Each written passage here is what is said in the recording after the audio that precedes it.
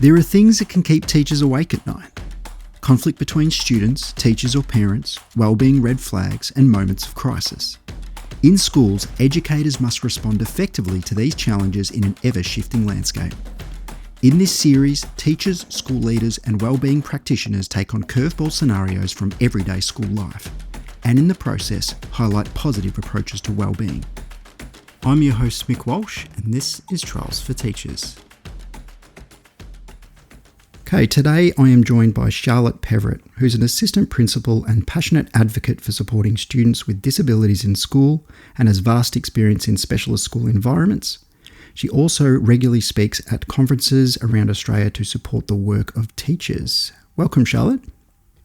Thank you for having me, Mick. No problem. Are you ready? Yep. Please note that the following scenario is fictional and any similarity to events in any real school context, past or present, is purely coincidental.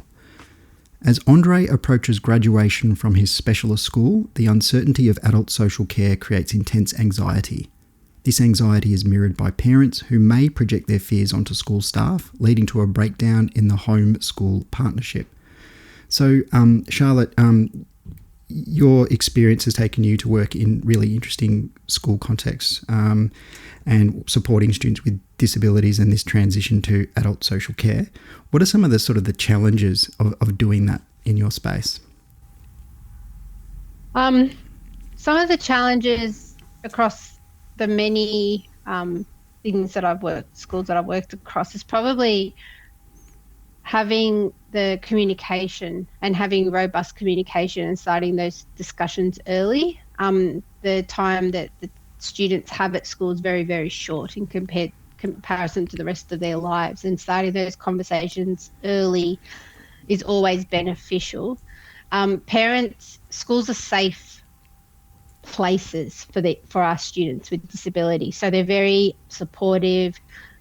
The students know the staff know the students, and when they're transitioning out, we often have a lot of students who get a lot of anxiety about transitioning out as well, because that security that they've had for many, many years is going, and then they're out in the wide world off probably not as much consistency that they've had in their life. And so it's a very relational challenge.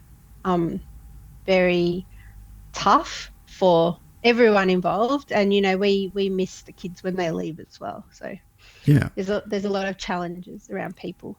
So it's not just sort of the heading out into the unknown as a real sort of triggering factor for building that anxiety. It's also that the environments that's being created are super supportive, and probably for families. I mean, in your experience, Charlotte, is the family relationship or the relationship between school and parent more visible and more sort of tangible?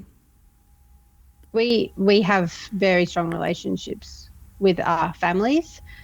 Some of our students have been with us for 13 years, and we've seen them grow.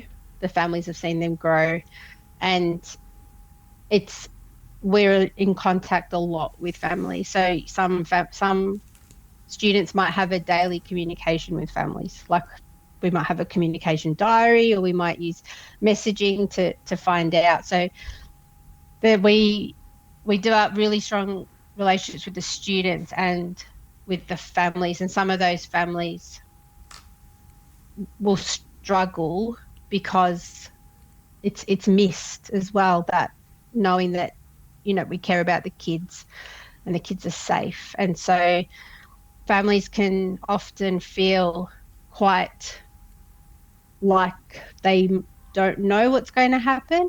And then there's also the uncertainty of how that looks as adults with disabilities. And it changes a lot when they leave us. The adult space, they're relying on NDIS, they're relying on services. The services aren't as consistent. We're not having that 9 to 3 p.m. timeline. And so there's a lot of downtime for some of our students as well once they leave us. And some students might go into employment depending on how the employment works. That could also be inconsistent as well. Yeah. Is it possible, I mean, Some of the research I've looked at suggests that that transition for students who have been in a special school environment and heading into adult social care, can be impacted by different factors such as gender, race, ethnicity, in terms of how they might interact with those care systems going forward. Is that something that you've noticed, and sort of in terms of engaging a student with those systems and those supports outside, what are the steps that need to be taken? So the schools I've worked in, we start quite early. So we start thinking about that probably from 14. We start to plan and start to work with the students about what their interests might be, what is around in the community, and we start having those conversations with families quite early. That's the best method. Some families are really engaging and are fully involved in the process, and other times we're in a position where we're chasing up families. And so it's dependent on, sometimes it's dependent on capacity of everyone involved. Sometimes it's dependent on if they live regionally, because there's less services generally regionally. If it's an EALD family, someone that's just immigrated here, then you've got added complexity of teaching them about the systems of support as well and what the students are entitled to. So it's very varied, but it's very individualized. So some families are very proactive and they already have everything worked out, and then others we are doing a lot of work with them to make sure that the students are going into programs that suit what they want to do. So it's not just day respite anymore. It's trying to give the students voice, but also find programs that are going to benefit them more as adults. Right. Not just sit like, going to a program and going for recreational. There's lots of things out there, but the school needs to know, so then we can help support families access it. Yeah. With the when we talk about that anxiety about heading into the unknown or a different environment, and clearly in this scenario it says that both Andre and the family are experiencing aspects of that, and whether they're influencing each other is also a possibility. But clearly one initial step that needs to take place is probably a meeting of sorts, and a face-to-face meeting. And you've also highlighted there, Charlotte, the importance of giving Andre a really strong voice in the process. It's Andre's life and that next transition step for him. So what might that meeting look like in terms of a support for them, and what might some sort of goals be, do you think? So most schools will have, it's kind of, in a lot of special schools, there's a senior program or a senior pathways program, a transition program into outside of our school. And ideally, you want the people involved in those programs to be having the conversation with the families. But if there is a lot of anxiety from the student or from the families, then that's really important when probably senior leadership get involved, or, your principal class leadership get involved and have those meetings with families. If we need to bring interpreters in, then we'll bring interpreters in. But that clarity, the first point of call for any highly anxious families is to probably go up the ranks a bit of getting senior leadership involved. So then the families feel heard as well by the school. I think bringing senior leadership in helps the families to feel valued and heard, that we're taking their concerns seriously, or we're trying to support them through these difficult points of their lives sometimes. And so ideally it's meeting face to face. They can bring support people in if they would like support people to help. A lot of our students will be part of the NDIS, so they have sometimes their case managers and support coordinators, and we've had support coordinators come in for meetings. If students are able to, I guess, explain what they want, then we would also invite students in to be a part of that meeting, just to communicate. I think listening, when I hold meetings, I do a lot of listening.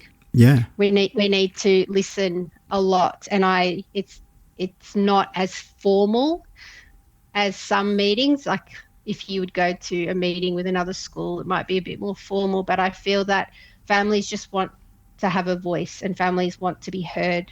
And so I spend a lot of time listening to families when I work with them. Yeah, that sounds like a great strategy, Charlotte. And that listening and gaining of perspectives and hearing what the parents are thinking, what their concerns and worries might be, what Andre is worried about, or what sort of, what behaviours he might be exhibiting as well that are showing that he could be distressed in that and have concerns about what his next steps might be. That listening is really crucial. And then I suppose once you are in that space, how do you find that families feel after there is a little bit of a roadmap or a little bit of a, these are the services we're going to connect you to, or these are the experiences of maybe some people who've gone down that path? Oh, relief. I think navigating that system is hard enough for schools who understand it. I think navigating that system for adults, for parents, is totally mind blowing sometimes. The amount of information, the amount of paperwork they have to do, the amount of follow-ups they have to do, reports they have to get. The services are there to support the students, but there's a lot of work that has to go on in the background to get our students into services after they finish school. So the paperwork is a lot. Families can become overwhelmed by paperwork. And what we've done in the past at different schools is help the families get the students' tax file numbers, help the families get their children, the disability pension.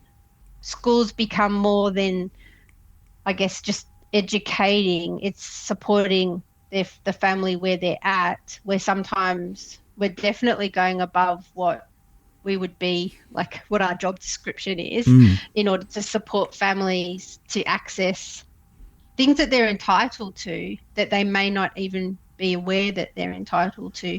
And part of the process that I've seen in schools is that we would be transitioning a heavy transition program as they move, up to those closing months of school, sending them to programs with our education support staff, so that they are starting to feel comfortable in programs before they finish with us.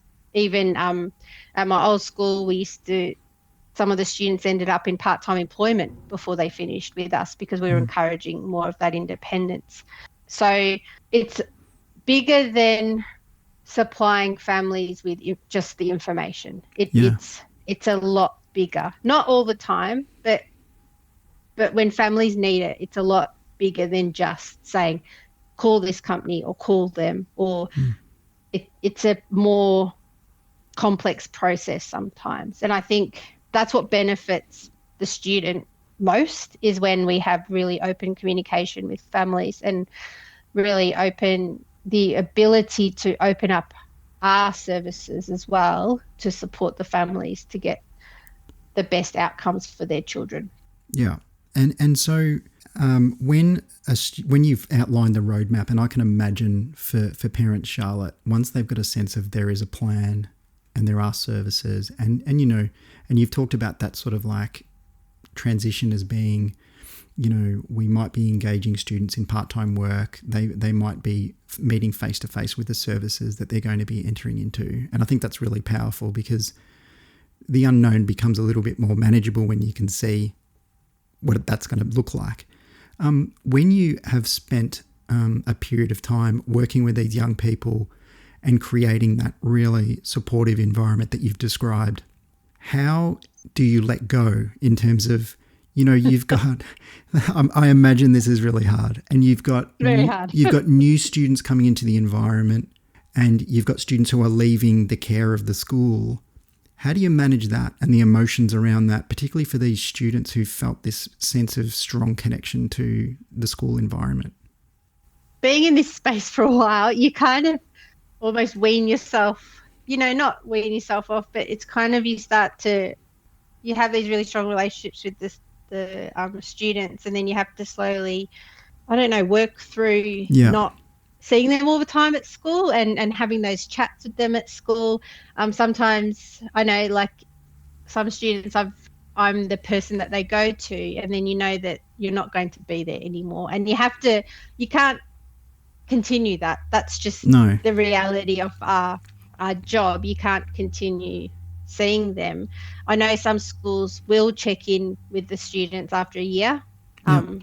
We My old school used to track them for 5 years, check in for 5 years. Like not me, but one of the leaders used to track them just to see how they're traveling, what jobs they're going to, and if there's an event on that they can come to, like an open day or something like that, they might turn up, and then we get to check in.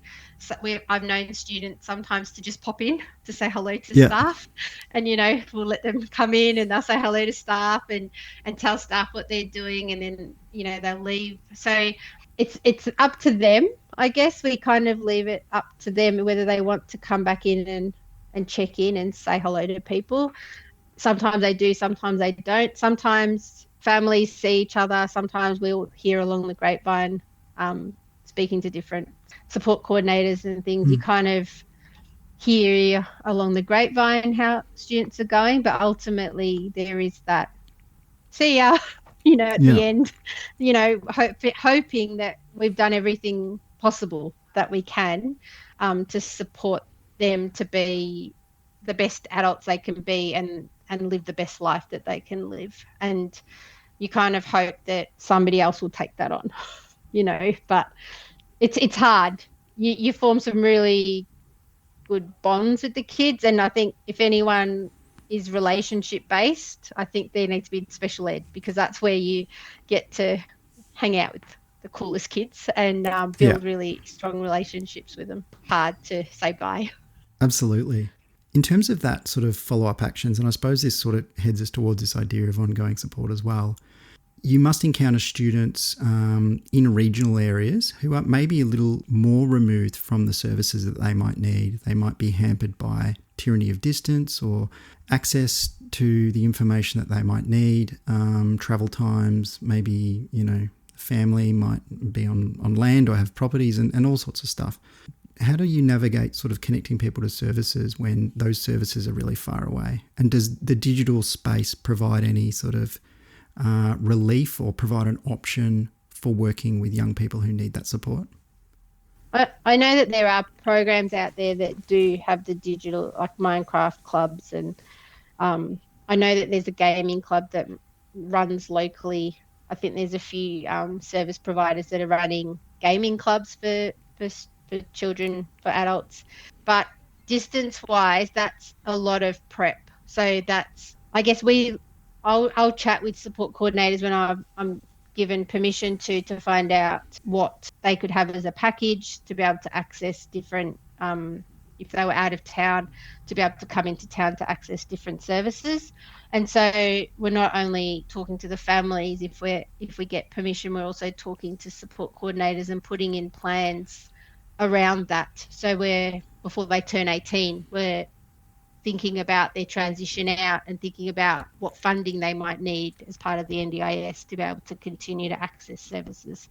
And so that's part of our work as well, is to cover all bases as much as possible as a protective, proactive strategy for our students when they leave us. And I wish that there was more services in regional areas, and I wish that we had access to better services. And I think regional areas need a lot more input in from services for our students, because our students can easily get lost once they leave us into the adult system. Regional providers do a good job, but we need more, and in more remote areas as well, to support those students. So Charlotte, you've highlighted some really clear aspects of that ongoing support, and you've talked about how, from the age of 14 with those students, you're really at the back end of everything that you're doing is this idea that there's a transition process to get them to where they need to be. You've talked about that, some really clear aspects of ongoing support in terms of that you've seen it in your experience, checking in with students, seeing where they're at, and sometimes that comes from the students themselves, which is it's a credit to the school that you're working in when the student wants to come back and step through those doors. Charlotte, if we're looking at the whole education system, there's a lot of students who would never want to step back through the doors of their given school. So that's a really sort of, that's a validation, I guess, of some of the amazing work that's happening. If you're working with a family and you are providing that ongoing support, and there's families that are still feeling some anxiety, I imagine a meeting's not going to solve all of that, providing a roadmap. Who is best placed, and is it sort of one person within the school environment that might be the contact with that family? How do you sort of manage that if someone is still feeling really heightened? Ideally, you would have someone from senior leadership be the main contact for that person, or someone that is a senior pathways coordinator or someone who's in that role, or you would have a senior leader to check in. I think families, when we say we're going to follow it up, we need to get back to them, and we need to do that relatively quickly, because otherwise they can feel that we're just saying it for the sake of saying it. Communication is key, and over communication is sometimes better than under communication. And then it's the gradual release. Once the family start to feel more comfortable and they feel that they're being supported, then we don't always have to be involved. We can still be around, but then we can move, we don't want anyone to become too dependent on us as well. So we can move some of that, like move it on to someone else or move it on to a different leader once the families are feeling that their concerns are being heard. And that's for everything. That's for not only this space, but all spaces. I think about families and their concerns, that if it's really, meaty, then we should be getting involved as senior leaders, and we should be supporting families in especially families with children that have disabilities. Their lives are tough, and we need to acknowledge that. And they're complex. There's complexities that they don't even tell us. And so, we need to acknowledge that they're probably doing the best they can. And sometimes just having that person in leadership, listening, following up, making sure what they say they're going to do, and communicating with the family, the processes, what we've been able to tick off, what we need support with them, any information that we need from them. If they're struggling to get information, gentle reminders that we still need this. So we're taking it seriously. And I think that's what families want more than anything. I speak from this as a parent as well, who's had children who haven't quite fit the mold of not having things go on. And so I speak about that as a parent as well, of what I mean, my children are adults now, but what I would have really loved sometimes from schools is, just to be heard. And so I always have that when I'm working with families and I'm talking to families, I always think, when I wasn't heard, how I felt. Yeah. So that's the way I always approach every interaction anyway. It doesn't matter how big or small. And some things that some as educators might think small is not. It's big. And we need to acknowledge that our perceptions of what families are living in is sometimes bigger than what we might think is pretty small. And that's, I think, the advice I give to everyone is it might be small for you, but it's not for them. And we need to acknowledge that it's not. That's a really excellent idea to finish on. I just wanted to go through just some key takeaways. And if there's anything that you feel that I've missed, please jump in. Yep. So we talked about that transition can be really difficult. And part of that is the fear of the unknown, but part of it is also reflecting on really strong centered school environments where real positive relationships have been built over a period of time with students and families, and that makes that a really tricky space to work in. We also talked about that can be impacted by different factors, that transition. And then in terms of how we can, the importance of students in that conversation and their perspective, and listening. I think something, Charlotte, that you focused on clearly was that we've really got to listen and understand people and spend a lot of time listening rather than talking. Yes. We talked about how it's important to lay a roadmap for families so that they get a sense of what their next steps might be, and that can be really empowering but also relieving for families to get a sense of what the next steps are and the school's role in that, and then how we might be connecting to services, but we do that in a way that we are transitioning, and we look to gain independence with students as they progress to their senior years. We also talked about the importance of when we're working with families, that it's usually a centre contact or a single person who might be providing ongoing support. And Charlotte, you've commented there about what I think is really, really important at the end is that what we think, we don't understand the perspectives of everyone that we're working with, families, what they've got going on in their own backyard. And what we think might be a smaller issue can sometimes be bigger, and we're better to over-respond and over-support than under-support. Yep. And they'll tell you. So I've had families where I'm over-communicating and they're like, okay, you don't need to, let's pare it back a bit. I'm like, good. That's exactly how I want it to go, for them to be saying, all right, let's just talk about this once a week, or let's just talk about, let's just catch up. Or I sometimes ask them, are you happy? What would you like? And then after, a few interactions, they're like, oh, we probably don't need to meet again for a while when I suggest another meeting. And I'm like, perfect, because that means I've done my job. Like some of the families I've worked with, and I love the complex families. Like I just love working with them because they're so underheard. And I think when they're heard, you see them just breathe, and you see them relax, and you see them just go, okay, this is going to be okay. And I think I had a family say thank you to me the other day. I know you're going to get this done, and thank you. And I just said, but this is my job. Yeah. This is my job. My job is to support. My job is to help the students, and my job is to support the families. And that's, if we think about the whole and holistically looking at that, then we become better as well. Yeah. I think, as leaders.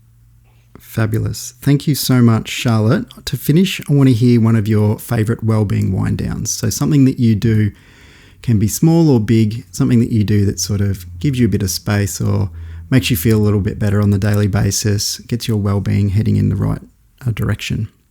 I think it's hard. I think different days are different things. I do like coming home and pottering a little bit around work, but then debriefing. I think debriefing for me is really important, talking about my day, talking about what's going on, what happened. I'm very lucky that my husband's also in special education, so I get to debrief with someone who understands. Yeah. And they're just sitting around and watching series on TV, watching shows, or just before going to bed. So it's kind of just winding down, not thinking about it. Have you got a favourite or recommendation of a show, Charlotte? I'm always on the lookout. I'm a bit of a fan of all BBC crime dramas. Yeah. But at the moment, Taskmaster is on. So Taskmaster is what is the go-to at the moment, because it's just hilarious. Yeah. And, I haven't delved into that one yet. I really have to get into that. I've heard a bit about it. Yeah, it's very good. It's very easy watching, and it's just funny. And if you like the comedians on the show, so they're quite hilarious, and the things that they do, and it's a good nothing show. Oh, that's good. Yeah. You don't have to think too hard. You just process it. Have a laugh. There's no storyline. I don't watch full on shows weeknights. We don't. No. Keep it light. Yeah, it's all light. So Charlotte, this is a one from me. back when, wearable blankets came out as a thing that have now we call them hoodies. I was very opposed to them, I have to say. Very, very opposed. Would not be seen in an hoodie, would not, even look at it if it was in the aisle of, Myer or something. But I was convinced by my wife to buy an hoodie, and there was a moment where everyone had a family set, and I, surprise, surprise, I have taken it to it more than anybody. I have answered the door in my hoodie, to the postman and stuff. That's how far I've embraced it. So that's amazing. Yeah, and now I can't live without it, particularly in the cold months here in Victoria. So, look, thank you so much, Charlotte. To finish, I'd like to thank all the people who hold the line in our schools. And while you're all busy taking care of others, make sure to spare some time for yourself. Until next time, this has been Trials for Teachers.